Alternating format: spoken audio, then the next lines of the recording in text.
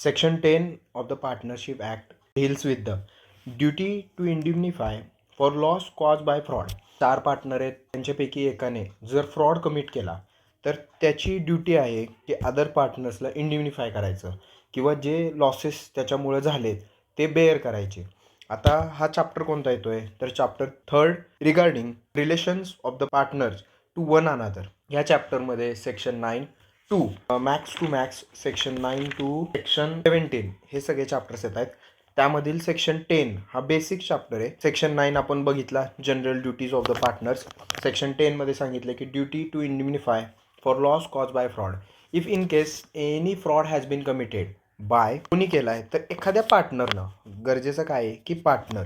दुसरी गोष्ट ह्याच्यात लक्षात ठेवायची की फ्रॉड, एखाद्या पार्टनरनं फ्रॉड केला पाहिजे. आणि तिसरी गोष्ट लक्षात ठेवायची की कंडक्ट ऑफ द बिझनेस, जो कंडक्ट ऑफ बिझनेस, पहिली गोष्ट जो फ्रॉड कमिट केला आहे तो पार्टनरनं केला आहे, दुसरी गोष्ट म्हणजे फ्रॉड कमिट झालेला आहे, आणि तिसरी गोष्ट फ्रॉड कशा रिगार्डिंग केला आहे तर कंडक्ट ऑफ बिझनेस.